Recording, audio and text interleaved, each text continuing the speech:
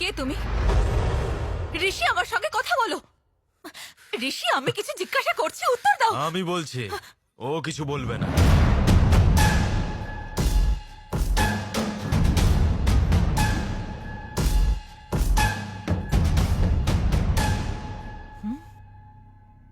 ঋষি কোনো আজে বাজে বংশের ছেলে নয়। ও আমাদের দেবতা জনার্দন বাবুর ছেলে।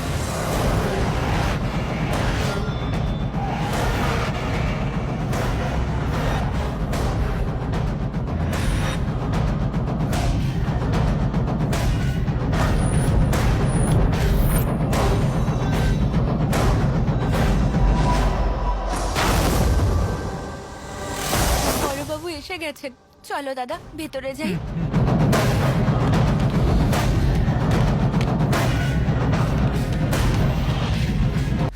যদি পুলিশ স্টেশনে তালা দিয়ে দেন আমাদের চাকরি চলে যাবে। কমিশনার, আপনি জানতে চান এই লোকটা কি করেছে?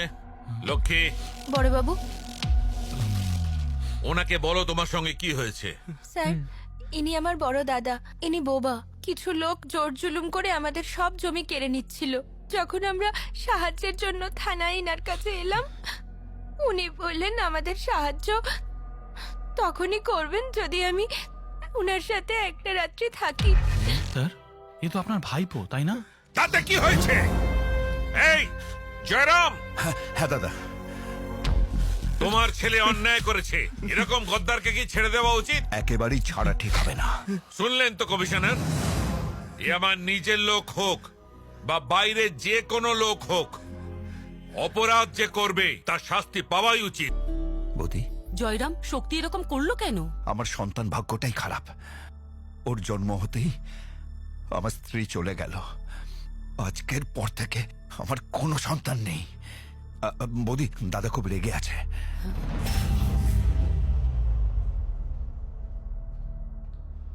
উমা, হ্যাঁ বলুন। বড়বাবুর জন্য চা নিয়ে এসো। হ্যাঁ। সুমিত্রা, আজ আমি চা খাবো না, আমি আমার ঘরে যাচ্ছি। আমাকে একটু একলা থাকতে দাও। শোনো, আমার কথাটা শুনে যাও। ঋষির ফোন এসেছিল একটু আগে। ঋষি? আমার ছেলে আমার থেকে একদম আলাদা, ওকে এই পরিবেশ থেকে দূরে রাখা হয়েছে। ও একজন নেহাতি ভালো মানুষ। আমি ওকে এই খুন খারাপির পরিবেশ থেকে দূরে রাখার জন্য ওর সমস্ত পড়াশোনা ব্যাঙ্গালোর থেকে করাচ্ছি। হ্যাঁ, এখন বলুন ওর কুষ্টিতে কি লেখা আছে? এই শম্ভু, এই কুষ্টিতে তুমি কি দেখতে পেলে? এটাই দেখলাম যে ও অনেক লোকজনকে ধরে পেটাচ্ছে, কত লোকজনের হাত পাও ভেঙে দিচ্ছে। I love you, I love you. এই ঋষি, আই লাভ ইউ। আপনার ছেলে তুলনাই হয় না। কর। আপনার ছেলে শুধু ছেলে নয়, একদম হিরে। এই হিরে খুঁজলেও পাওয়া যাবে না। শর্টে বললে মিস্টার পারফেক্ট। এ সবার মন জয় করবে। আপনার মুখ থেকে আমার ছেলের সম্পর্কে এইসব কথা শুনে মনটা আনন্দে ভরে গেল পণ্ডিত মশাই। রাজু, বলুন। এনাদের এমন পুরস্কার দে যাতে সারা জীবন ওরা ভুলতে না পারে। মিথ্যেটা বুঝে ফেললো নাকি? মনে হচ্ছে পিটুনি দিয়ে শ্মশান ঘাটে পাঠিয়ে দেবে। তোমার ফোন বাজছে, ফোন বাজছে। Why you shouting? মরে গেলাম। ড্যাডের ফোন, রক্ষা করো ভগবান, আজকে আমি মরেছি। হ্যাঁ বাবা বলো। তুই কাল আসছিস তো? হ্যাঁ আসবো তো। প্রত্যেকদিন মন্দিরে যাস তো? হ্যাঁ যাই তো, দিনে 2 বার। কপালে তিলক কাটিস তো? হ্যাঁ, এত বড় তিলক কাটি যে কপালটাই ভর্তি হয়ে যায়। শাস্ত্রীয় সঙ্গীত শিখছিস তো? হ্যাঁ, আমি খেতে বসতে শুতে পড়তে ওই সাধনাতেই মেতে আছি। কালকে আসবার সময় তো শাস্ত্রীয় সঙ্গীতের গুরুকেও সঙ্গে হ্যাঁ আনিস। নিয়ে আসবো। শাস্ত্রীয় সঙ্গীতের গুরুকে কেন নিয়ে যাব বাবা? রেওয়াজ করবার জন্য। এখানে সেরকম কোনো গুরু নেই না। আচ্ছা এই কথা, তাহলে তো গুরুকে আমাকে নিয়ে যেতেই হবে। কেন এত চিন্তা কিসের? না না, চিন্তা কিসের? টাকা ফেলো, তামাশা দেখো। টাকা?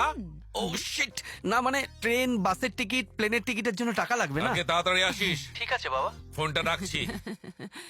কাল আসছে তো। ফেসে গেলাম, ফেসে গেলাম, ফেসে গেলাম, ফেসে গেলাম। কি হয়েছে কি? বাবা ডেকেছে, তাও আবার শাস্ত্রীয় সঙ্গীত গুরুকে সঙ্গে নিয়ে যেতে বলেছে। শাস্ত্রীয় সঙ্গীত মানে?